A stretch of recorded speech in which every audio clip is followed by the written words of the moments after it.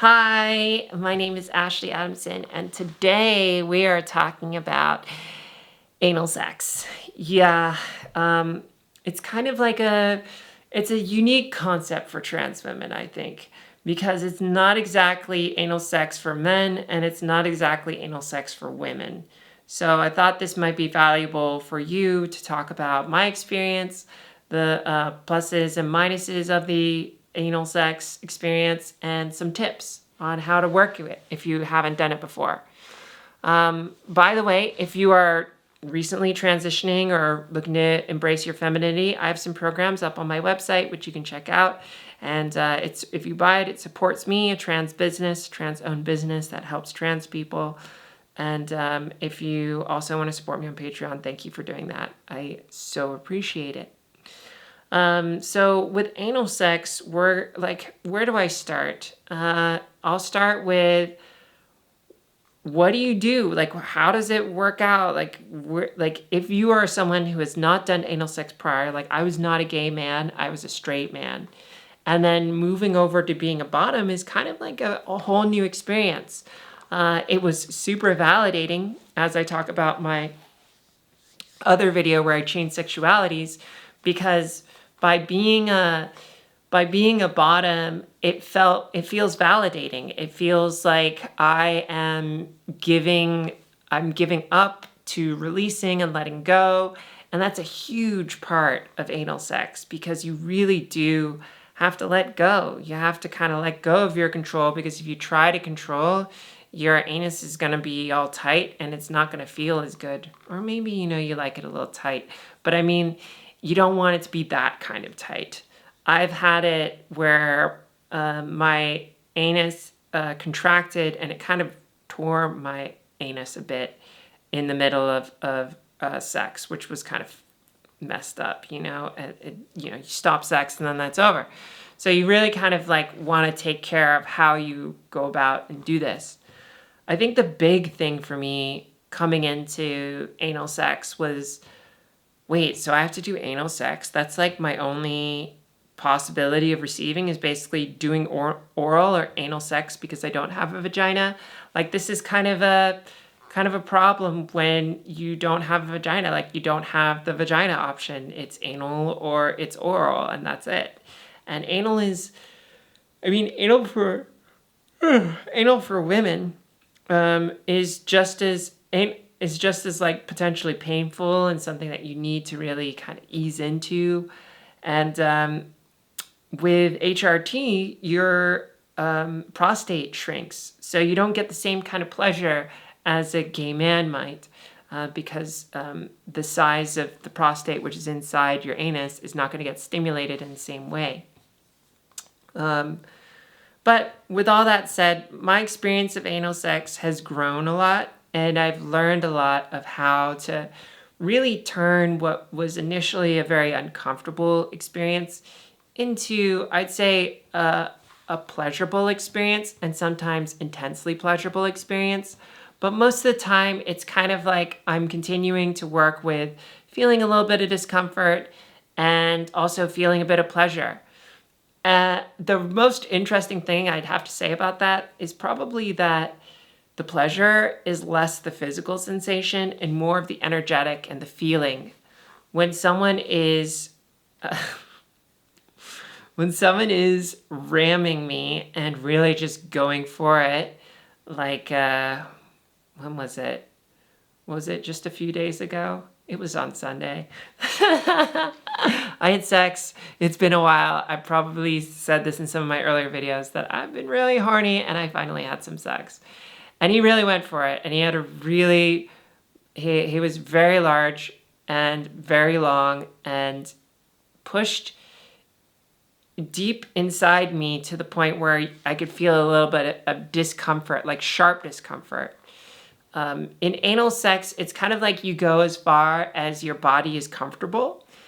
And the bigger the dick, the deeper they're going to go. And if you are going, and if he's touching places that you haven't touched before, your nerves inside are going to automatically fire and say, oh, this is bad, this is wrong, and kind of contract and react to it. So when it comes to anal, there's also a getting used to it phase where you really have to reteach your body that you're not going to be pooping and that you're receiving pleasure. I clean out down there, and I have this really great tool. It's like a lube injector. It literally looks like an injector, and you just kind of put lube in it, and you put it up your butt, and you inject it in there, and that really makes anal sex, especially with condoms, way better because if you just put the lube on top of the penis, on top of the condom, then it kind of just goes wherever the penis goes, but it can get rubbed off a lot on the entry. And so using the lube injector fills my anal cavity. Oh my God, I can't believe I'm talking about this, with lube. And that makes it way more lubricated and pleasurable, and it gives a lot more extensibility. By the way, this is the best lube. I wish I was sponsored, but I'm not. Maybe I'll put the link down in the description below, and maybe if you buy it through my link, I'll get a little bit of money because referrals, right? But yeah, this is pure, and it's a silicone personal lubricant, super concentrated, and you can use it for anything. I'll probably link the Analyze Me version, which is like specific for just anal, but this works just as well, and I use it a lot with condoms because you can't use an oil. But if I am if I am liquid bonded with a partner, then I'll just use coconut oil because coconut oil, it just works magic. It's so good for you, and it's good for your body, and the lubrication that you get out of it is just like phenomenal. So if you're having unprotected sex, I highly recommend coconut oil. You can use coconut oil for silicone or for latex because it'll burn the latex. Never use any kind of oil for latex because you don't want to burn it. Your anal cavity is super sensitive, and it's also highly absorbent, which means that you'd be up to risk for all sorts of STDs if you are using a condom and oil. Where do I want to share things that are super important? I think like the most important thing is like pleasure, like finding your pleasure. As a person that topped and went to bottom, like, I mean, are you trying out anal? Like, where are you in the anal spectrum in your experience? Like, are you finding pleasure with it? The process that I have really found has worked for me is to play with dildos, to go at my own pace, to explore my body, to find what can start to feel good. And that helps me relax more into the actual sex. Also, what was super huge and pivotal for me was actually to just communicate with the partner that when they put it in me, to just kind of slowly ease it in and just let it be there for a little bit so she kind of adjusts and gets used to it, and slowly build up to more like intense sexual action.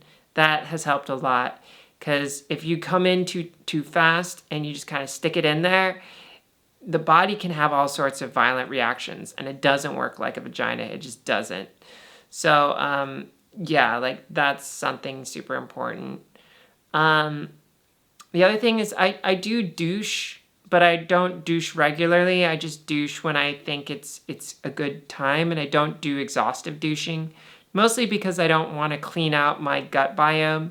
I've done a lot of research on this, and I think it's debatable whether or not you're actually cleaning out much of any significant gut biome, since it's it's near the end of your intestine. But I just don't like the idea of like rinsing out too much of my gut biome. So I give it a quick rinse, and then that's it. I think like also like the way that you respond and feel and express your feelings as you're receiving anal is also part of the sexual experience, wouldn't you say?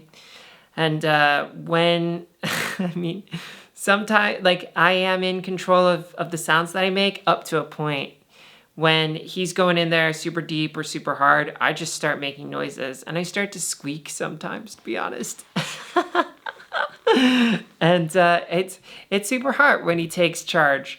And I really try my best to focus on getting through it sometimes, rather than saying, oh, stop, this doesn't feel good, or I feel like I'm going to fart or something like that. Sometimes you just have to kind of go with the flow. And that's a part of the anal experience, is just like letting go, submitting to that position that you're in, and just enjoying it because of that.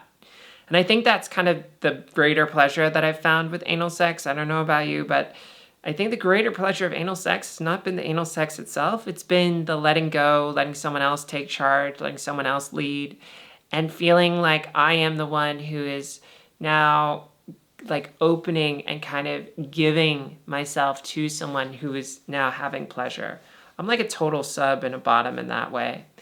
And then I think like one more thing would be, what was I about to say? I kind of like went on a fork here. I think like anal toys are great, a really great way to kind of work with it.